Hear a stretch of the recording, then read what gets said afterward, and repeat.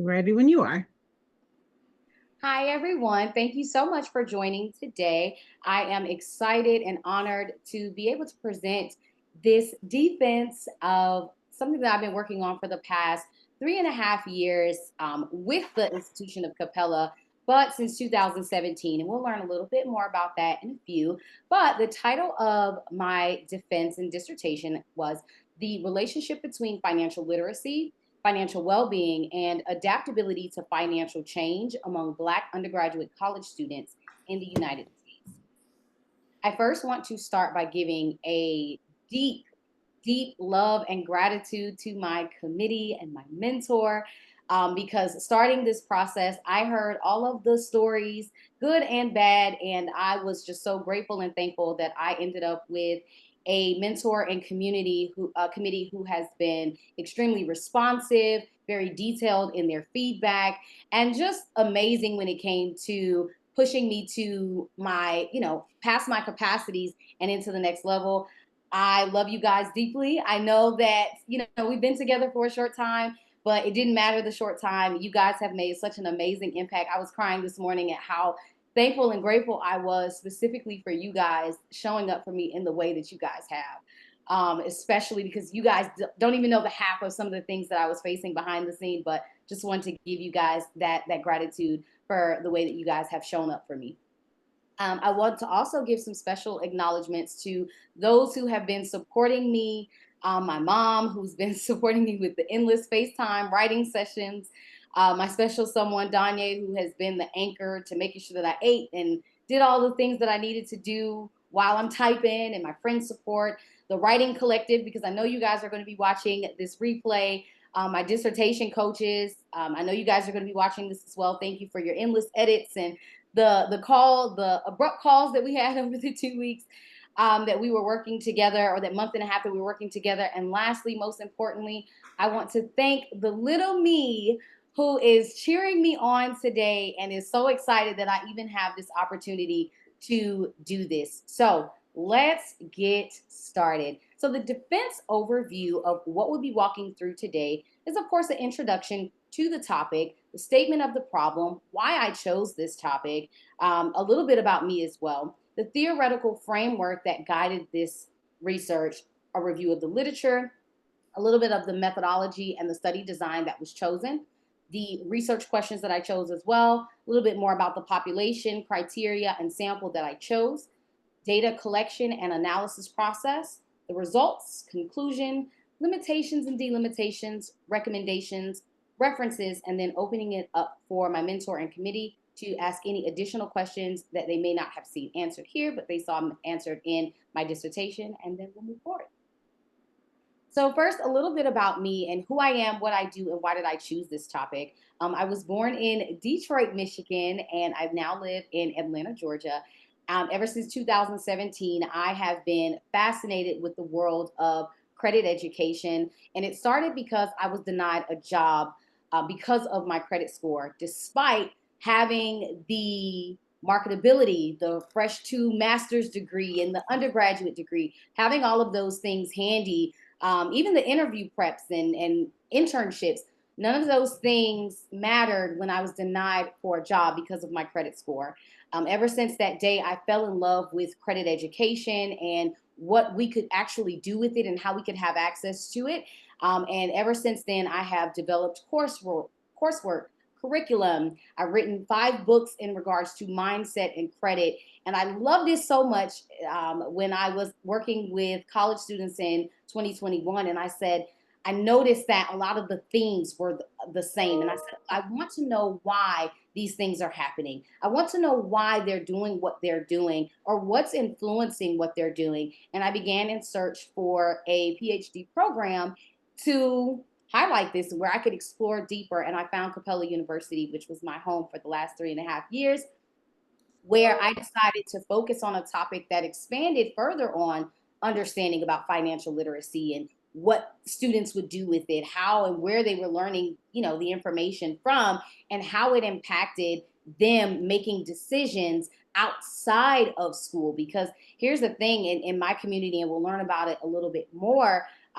You can have some of the financial literacy, but if you don't have access, that tends to send a ripple effect throughout the community, whereas our parents aren't necessarily able to pour back into the child as much as we would want them to, right? That generational wealth concept tends to fall short when we're dealing with access and other things that we'll learn about today. But it just inspired me to want to know more about why these decisions were made in this particular area, so that we could put different programs together. I'm extremely innovative when it comes to identifying a gap and then finding a way to fill it. I've done it so many times in the credit industry. So now being able to help them at a cellular level is what I like to say, because when we think about behaviors and behavioral sciences in general, we look at what they're doing at a cell. Well, that's the goal that I aspire to bring to the research is what are we doing at a cellular level? So this was my introductory to be able to do those things. So the purpose of this study was to examine the relationship between financial literacy, financial well-being, and adaptability to financial change among Black undergraduate college students in the United States. I chose these particular three constructs because financial literacy was something that was commonly talked about. I think it was a word in my community that was used for understanding, hey, do you know about credit, debt, and budgeting and saving? But it was also one of those terms that we would use so loosely or, so frivolously around, hey, where did you get this information from? How did you learn about it? And really digging deep. So financial literacy came from something that was very commonly heard in my community, and I wanted to study it further. So financial literacy focuses on the source of which one obtains their knowledge. Financial well-being is focusing on, hey, are you okay? You may know the information, but are you okay? What are your stress levels looking like as you are, getting adapted to, especially mitigating finance for the first time as a college student? So financial well-being is looking at their levels of stress. And lastly, adaptability to financial change is looking at one's ability to adapt to financial changes. As we know, there's been an enormous amount of changes that have happened since January in regards to student loans and the way one obtains financial financial wellness tools to begin their generational wealth journey. So I wanted to know what was their ability to adapt to the rapid financial changes that are happening among this underserved population, which is Black undergraduate college students in the United States. These insights are meant to inform future financial literacy policies and programs that will support individuals, their families, and communities more effectively. You hear us say so many times that the students are the future, or the kids are the future. Well, what we're able or unable to pour into them is going to show up as they become adults and begin to work with finances for the first time, or as they begin to build families for the first time. They're going to be navigating things that they learned, or navigating against things that they learned as children. So maybe the good things or the negative things, all those things will start to come up. We learn about it, or we hear so much about it, about that inner child. As I mentioned, I'm showing up for me, right? But at some point, it was at a time that I couldn't identify, why I couldn't make it past a certain point. And it was just certain things that maybe I was told or that I saw around finance when I was younger that impacted the way that I'm looking to build generational wealth from not only myself, but my family and the communities more effectively. So understanding what is going on between these three constructs and how it can impact for the future families, individuals, and their communities as they are building. Let's remove the trauma places. Let's remove the negative pieces, and let's increase more of the positive things. That is what I hope to bring to the research. And that's what I started in this grounding foundational research, to understand where we are so that I know exactly where we're going. Statement of the problem lets me know that Black undergraduate college students face significant and disproportionate financial challenges due to limited financial literacy, systemic barriers, and unequal access to resources, creating a need for targeted interventions and policies to change to address these challenges and improve long-term financial outcomes. The theoretical framework that guided this research is Bronfenbrenner's ecological systems, and this allowed for me to understand what's going on in their immediate environment. Where did they learn about finance from their immediate environment? Was it connections between environments? So we're thinking about the schools that they went to, indirect environments, social and cultural values, and even changes over time. Where are these things coming from? Is it coming directly from their parents? Is it coming from the banking institutions? Is it coming from community platforms? Because especially in the Black community, I'm seeing a lot of programs that are here for under what they consider underserved, an underserved population. And because of that, well, how do all of those things connect? So if someone didn't learn about finance in their immediate environment, did they learn about it from a community environment, such as local community programs, such as Upward Bound, which provides students with not only college ready education, but they tend to give them financial literacy as well? Was that their first time hearing about it? So understanding where they learned about this information within this ecological system, and then how that impacted their well-being and how that impacted their ability to adapt to financial changes, especially as they're doing it for the first time. So what is known with the current or recent literature? Each construct will break down. Black college students will have an additional separate slide just because I wanted to dig deeper into what is known. So for financial literacy, it has been known over the course of the years to equip students with financial decision-making skills. So helping them understand budget and credit and debt and all of those things, right? It also looks at higher that financial literacy was linked to better money management and less stress. So meaning the higher that one's financial literacy is, the less stress that they may have attached to them. Financial well-being was shown to say that it reflects students' ability to maintain stable financial positions. So the better that their financial well-being is, the lower that their stress is, the better academic success, the better success that they're able to have within their careers, better success they're able to have within their communities. They're able to maintain a lot of stable financial positions, the better their well-being is. Adaptability to financial change research showed that there was a flexibility between the different systems as it pertained to financial stress. So whether it was behavioral, emotional, or cognitive systems, adaptability showed up differently in those spaces. But it also showed that adaptability was critical for responding to unexpected financial shifts because, of course, being adaptable focuses on your ability to adapt to shifts in general, but this one had more of a financial focus.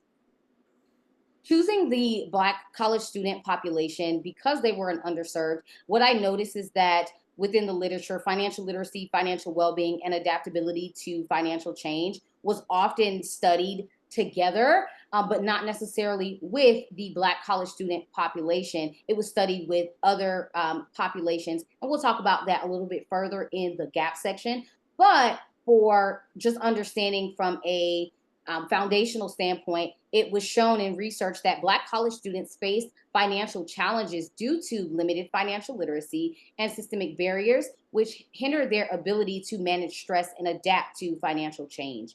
Also, inadequate financial resources and education intensified one's financial instability, which impacted not only their academic performance, but also their long-term financial well-being.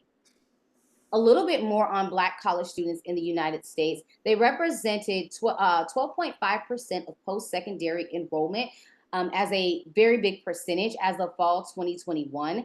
But in between 2011 and 2021, there was a 22% decline in Black college enrollment. And a lot of that stemmed from not being able to afford college without student loans.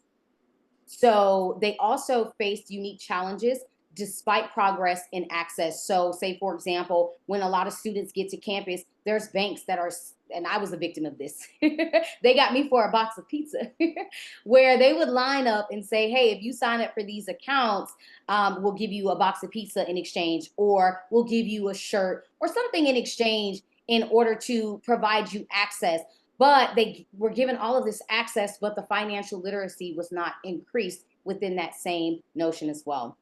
So some of the key challenges for Black college students was financial barriers. So a higher reliance, and this is what research showed, a higher reliance on loans and less aid than their white counterparts. There was a greater financial stress and debt due to, yes, having this early access and not enough financial education to back it. By the time they graduate, they're starting at a deficit more than moving with an abundant space or set up with a 700 plus credit score, which I aspire to help over 200,000 college students have, is graduating with a 700 plus credit score. You have so much access to homes, cars, business ventures. It allows you to begin changing the narrative of growing up, struggling, living paycheck to paycheck, finding money hard to come by, to then being able to say, you know what, I graduated with the 700 plus credit score. I now can begin building on my own wealth for my family moving forward, or for my community. We have a lot of folks in the community that say, we want to buy back the block.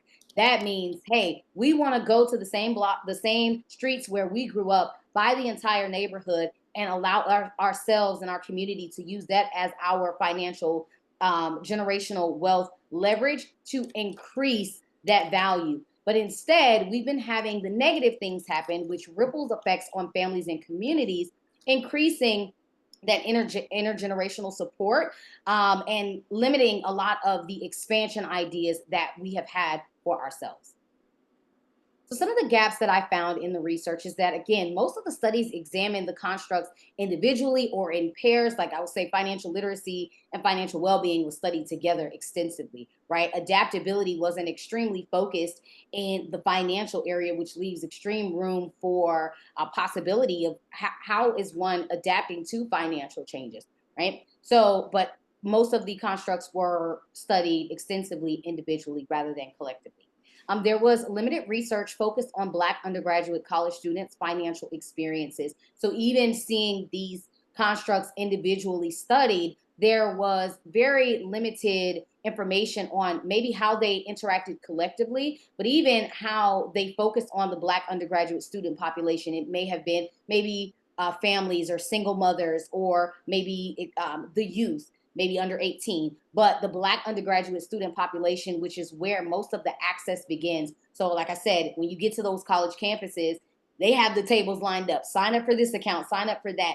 So, a lot of studies aren't necessarily studying that particular population, where the access begins and where the access can be extremely setting them at a deficit and extremely harmful, instead of setting them up for an advantage. And the sources of financial literacy itself, it didn't necessarily study family, peers, and society. It more so focused on what credit and credit and budgeting and saving, what students actually knew about finances versus where they went from. And I want to say Dr. Richardson asked me about, hey, why did I choose financial literacy versus financial socialization? And I know financial family socialization focuses more on the peers, society, and family. And I just want to make sure that I add that a part of choosing the term financial literacy is, even for my audience, that's the one thing that they hear me talk about so much. And that's the term that's commonly used within my space. So when I looked at family socialization and I found the scale that I use to be able to understand, hey, where are they learning about this information from? I still stuck to the guns of financial literacy, just solely because it was the most common among my readers and those who will read my dissertation. And as they'll see my research move forward in the future, that will be that common theme that they're looking for. And I also wanted to give a different perspective and let the world know, hey, we have a community that's looking at this particular term as this already. So if we want to introduce them to more concepts, we have to meet them where they are. And what I noticed, that a lot of the sources of financial literacy literature that was out there was often overlooked. Financial adaptability was rarely studied as a dynamic for finance. Again, adaptability, and I really appreciate Martin. He's so sweet, for allowing me to, and he set his scale up to be able to be modified, because he understands that adaptability goes across many areas. And he was super excited to hear, and I'm excited to send him this video as well, and to see the study, to see how it came out. But he mentioned that, hey, adaptability hadn't, with his scale, hadn't necessarily been studied in this light. So seeing that this was a gap that could be filled was exciting for me as well. And then lastly, measurement tools often miss those external systemic pressures and cultural influences, such as working with Black undergraduate college students. They worked with other races and other populations, except for Black college students. So I thought that this was an amazing way for me to make some groundbreaking movement in this area so we can shift how financial literacy, well-being, and adaptability to financial changes, how that makes sense in our community. So there were 4 research questions that guided my study. Number 1 was, how is financial literacy related to financial well-being among Black undergraduate college students in the United States? Research question 2 was, how is financial literacy related to adaptability to financial change among Black undergraduate college students in the United States? Research question 3, how is financial well-being related to adaptability to financial change among Black undergraduate college students in the United States? And then research question 4, what is the relationship between financial literacy, financial well-being, and adaptability to financial change among Black undergraduate college students in the United States? I chose for my methodology quantitative with a correlational design for me to understand. I wanted to really hear from the masses rather than just select interviews. I think that'll be appropriate now that we're understanding, hey, what's going on from a foundational level as future studies, and we'll talk about that in a few slides. But how what are the masses? What are they saying? Let's understand where they learned their information from, what it's doing to their well-being, and what it's doing to their ability to adapt. As far as when gathering everything, I wanted to make sure that I held a very direct study as to who I worked with. So the eligibility criteria to participate in the study was, you must identify as Black or African American. Again, it's tailored towards Black college students. But of course, you have to be currently enrolled as an undergraduate student in the US at a college, a university, again, listed here in the US. They had to be between the ages of 18 to 26. I wanted to get them where they were fresh, where they were understanding about financial literacy, or how to interpret and how to take action with it from the beginning, where they first get their access. So let's get in while they're 18, right? So 18 to 26. Some of the exclusion criteria, just to keep everything fair, because I have been teaching about financial literacy over the last couple of, last couple of years. It's really been 8. And I wanted to make sure that we kept it fair. So any individuals that were previously affiliated with myself, Project Pre-Rich, or Crown Financials, wanted to make sure that they were excluded from the study. This way, it was fair to all participants, no biases. Participants were recruited using Prolific's audience panel feature, which I was so grateful to use, because it allowed for me to not get stuck in this position of trying to find folks to take the surveys. So Prolific, they allowed me to put in my eligibility criteria to identify as Black, African American, be currently enrolled at a U.S. College or university, and then be between the ages of 18 to 26. That narrowed my population down to about 380 for folks that I had access to. And once they got into the study, we narrowed it down to just confirm, hey, do you meet this criteria? Are you excluded from this criteria? And it was a beautiful panel feature that was offered. I was able to narrow down my sample size to 84. I used our G-Power analysis test to identify what was going to be my final sample size, and that came out to a total number of 84 participants.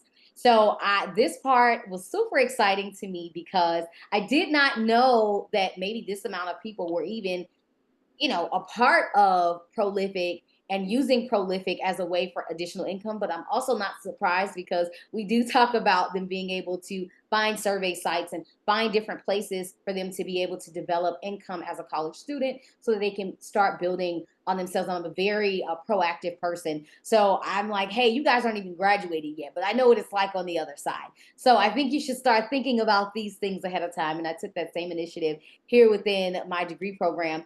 And so I think when I saw these numbers, I was like, wow, well, hold on. So 148 individuals initially accessed the surveys that we put together in order to get through the research portion of it, and 64 participants were disqualified during that pre-screening, and a good 80% of them were disqualified because they had been a part of Project Pre-Richard Crown Financials, which lets me know that we're on the move. We have the right idea, we have the right agenda, and we're reaching students across the US, and I absolutely love it. So I was able to come out with a final sample completion of 84 Black undergraduate college students in the United States who all met the inclusion criteria and completed the full survey. So as mentioned, participants were recruited through Prolific, and eligible participants were able to receive a secure link to SurveyMonkey, which hosted the site, which hosted the 3 surveys that we'll talk about in a second. Right when they were, once Prolific identified that they met the study's requirements, they were able to receive that link, and we verified their demographics to understand, hey, are you guys a college student in the United States? Are you Black and African American? Have you ever worked with Crown Financials? To verify where they were in that process. Also looked at things such as their ages, their gender, what year maybe they may have, or what's their affiliation with school was, to make sure that, again, they verified and met that criteria. Once they verified and they were able to go through, if they didn't meet the criteria, they were automatically removed from the survey. And Prolific had this amazing feature where if they were disqualified, it would reset that number, and we would keep going until we met the number of 84. But after they were able to say, hey, yep, I met it, I was verified, they were able to review and sign the informed consent, which outlined the study's purpose, procedures, potential risk, any confidentiality protections, and just made sure that, again, they were providing their consent, they knew what their compensation was. That was directly handled through Prolific. After that, they were able to access the full survey with the 3 validated scales. I will make a note that some of these scales, 2 of the scales actually, were modified, where we wanted to focus more so on just customizing the scales specifically to this particular research with the permission of each of the original scale owners. So the ones who created it, they gave me each permission. And they responded fast too. I reached out to them around last year. I was like, I'm not sure how long it's going to take them to get through, but I'm going to go ahead and reach out to them. So I reached out to them in September, and all of them were just super excited about allowing me to modify if I needed to make any modifications, or just be able to give me access to be able to use these scales. So the 3 scales that were used was a modified version of the Parent Financial Socialization Scale, which included 20 items on a 5-point Likert scale, a financial well-being scale, which had 8 items on a 5-point Likert scale, and a modified adaptability scale, which had 9 items on a 5-point Likert scale. Again, some of these were modified, not necessarily changing their original context of what they were talking about, just more so to modify it. Like, for example, for the Parent Financial Socialization Scale, that focused on only parent relationships. I wanted to learn more about, again, using Bronfenbrenner's ecological systems. I wanted to know, hey, not just from your parents, but did you learn this from peers? Did you learn this through peer conversations? Did you learn this information through seeing your parents interact with money at financial institutions? So those were some of the questions that were modified on that scale. As far as the modified adaptability scale, those stayed pretty much the same. It was just bringing it to understand, hey, instead of how do you adapt in tough situations, how do you adapt in financially tough situations? Once I took everyone through it, the testing came back in about a week. That was actually, I recommend this to any student who's going to be moving forward in whether it's a qualitative or quantitative study. Make sure that you're with a organization that can assist you to help you identify, where to find your folks, and shorten that time to be able to find your folks. Because I was able to get my data back within a week, while also already setting up the next part of that process, and which was getting the data analysis portion ready to go. So once I received all feedback, I went ahead and uploaded it so that Dr. Terry could go through it, make sure that everything was set, make sure the raw data was good to go. And then I went ahead and began cleaning up the information. So out of those 60 plus individuals who did not meet the the eligibility criteria, that information was wiped. I was then able to take any of the information about them being a student or being in the US and that verifying information. I was able to pull that data, that demographic data, and put that up as well. I was able to also clean the information and condense it to where we were moving out the extra links and the extra panels that were on the Excel spreadsheet just to clean up that document and get it ready for interpretation. So once everything was clean, I uploaded it to JASP and I did a normality testing to be able to find out, hey, how are we going to, being that I'm doing a correlational design, how are we going to be testing to interpret this information? So 2 out of the 3 came back as a normal. We use this, I use the Shapiro, I always get this one a little fuzzy, Shapiro-Wilk test to identify its normality testing to just understand, hey, were you normal, were you non-normal, and what are we going to be doing? What test are we going to be selecting to interpret the information? So for the normal distribution, I used Pearson's correlation, which allowed me to look at financial literacy and adaptability because both of those were considered normal. And this allowed me to assess their linear relationships versus Spearman's correlation. So any analysis that involved financial well-being between the 4 questions that I had, anything that included financial well-being was going to incorporate the Spearman's correlation analysis just because we want to play it fair to what's going on. These were considered non-normal data, so we want to figure out what's going on there. So this is just a little quick screenshot of the correlational matrix that we bridged together. And I say we because as a committee and mentor, we bridged together to get this thing underway.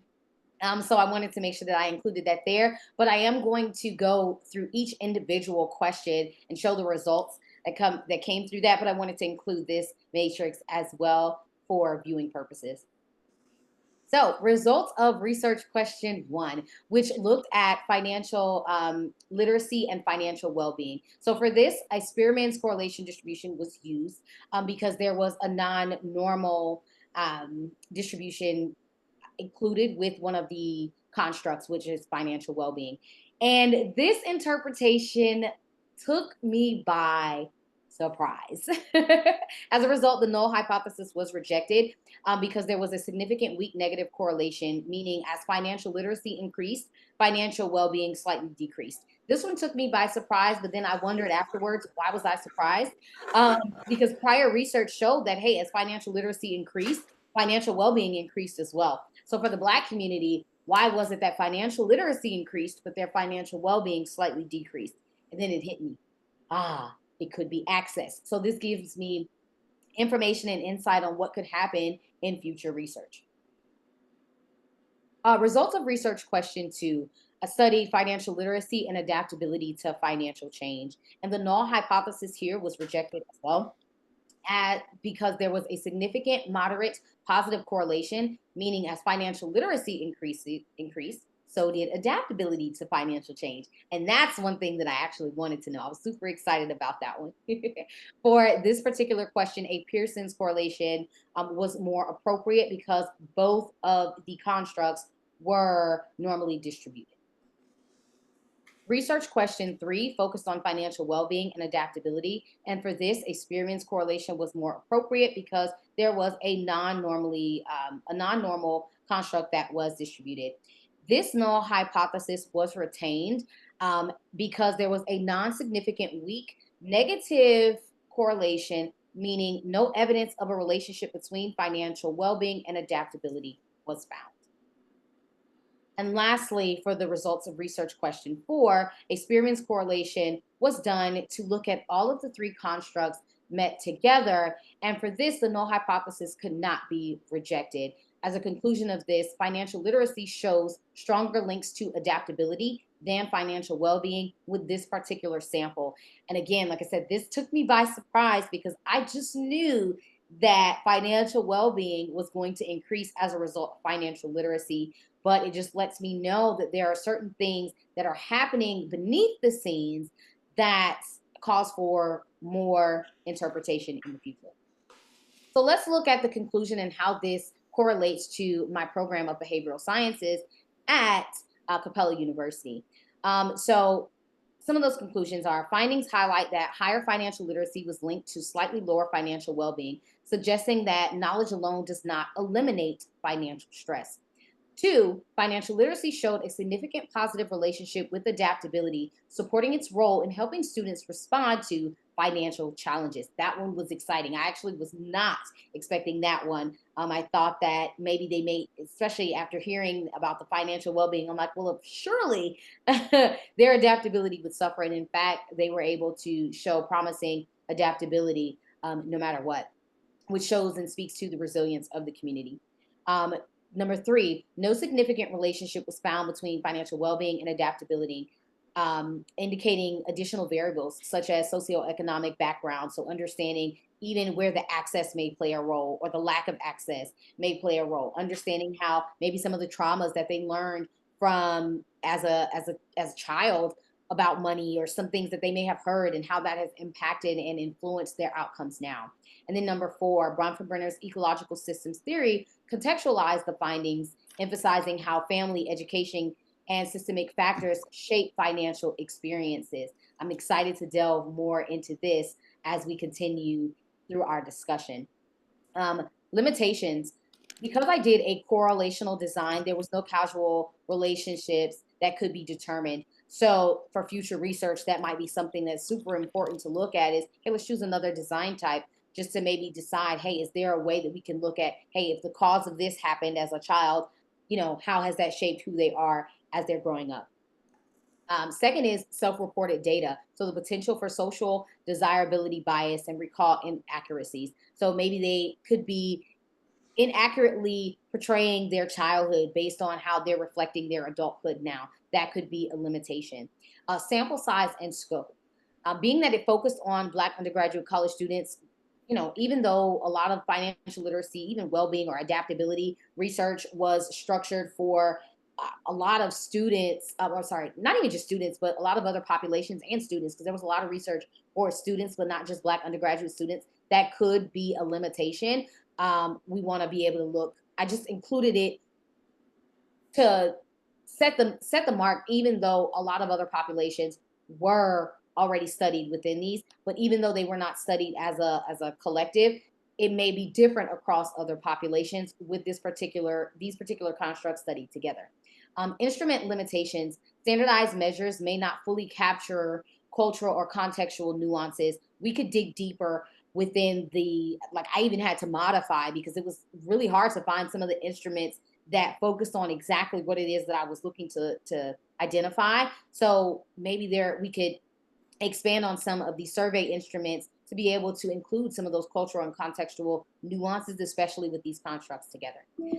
Lastly, limited ecological levels measured. So it primarily assessed individual levels, but not the full broader systemic influences. So even with modifying, I think that we could go deeper. We could find out more.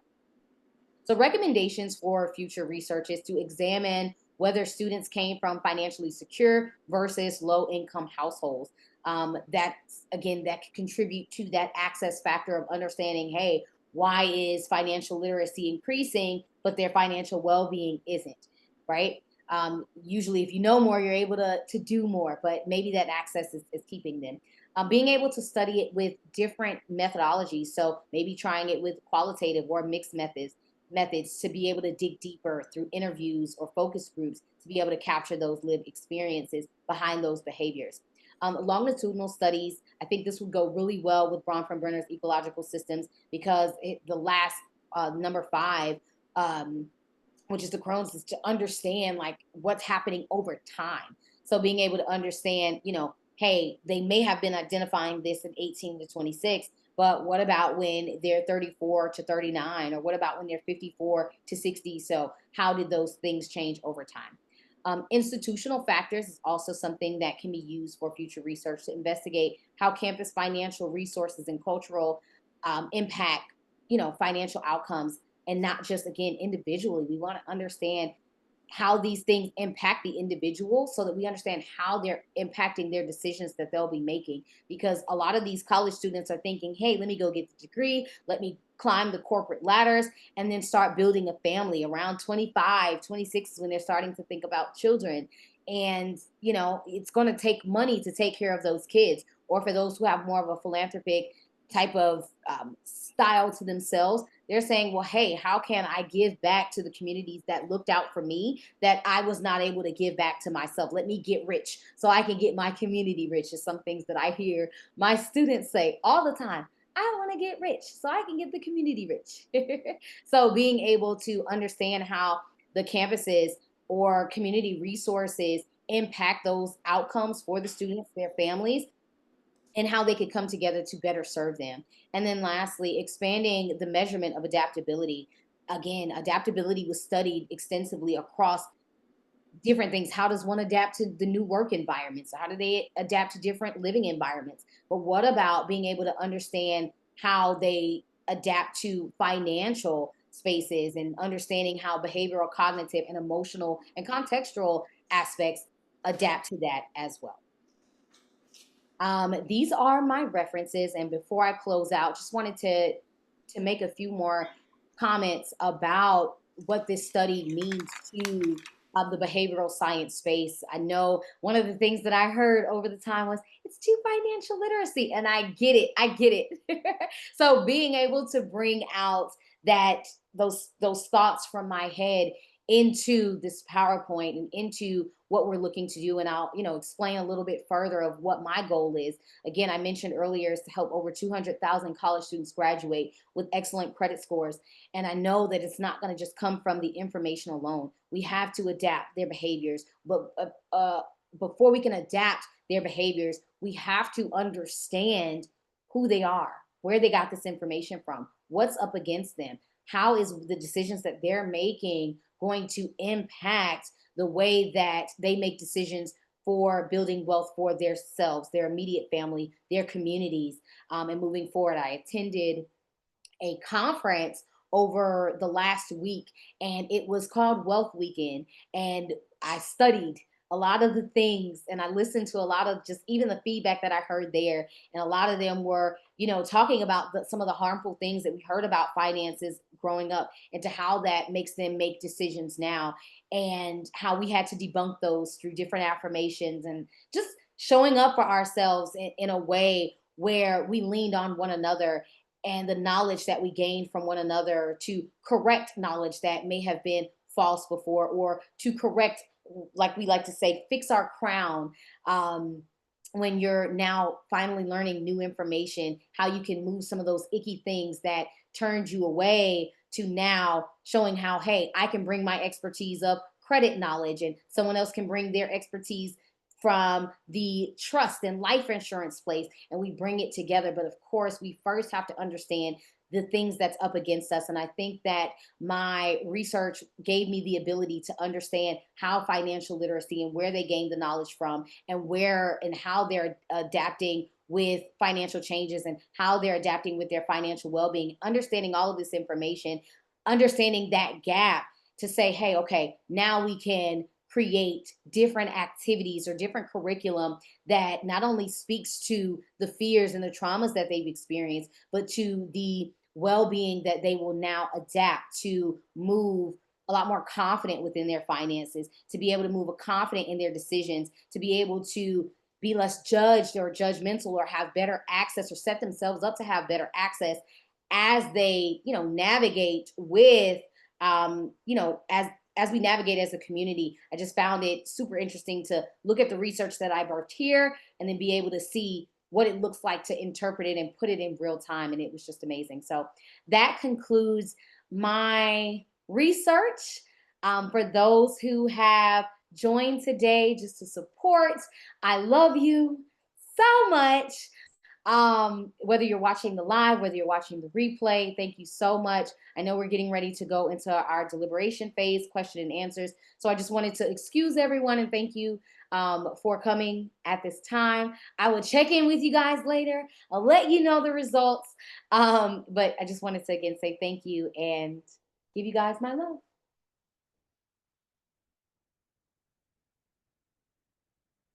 Well, I was going to ask if the guests had any questions Oh, my before bad. I didn't even get y'all off yet. I'm glad they we stayed. dismiss them. I had it all planned out. I'm my bad. No, I'm still here, and I just want to, I don't even have any questions, but I do have a comment. So I just want to say congratulations to you, my love.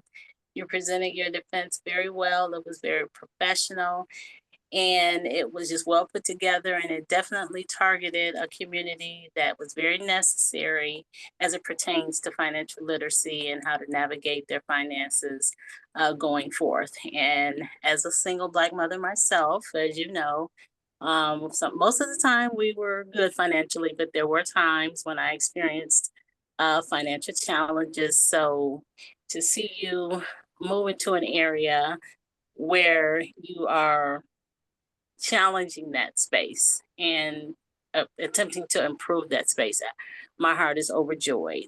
And I'm just so proud of you. And I wish you all the best of luck as you move into the next phase of your career. Congratulations. Thank you, mommy. You're welcome.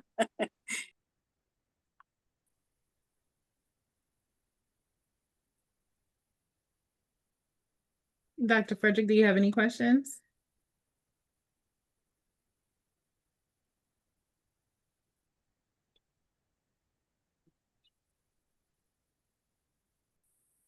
Okay. I'm going to take that as a no.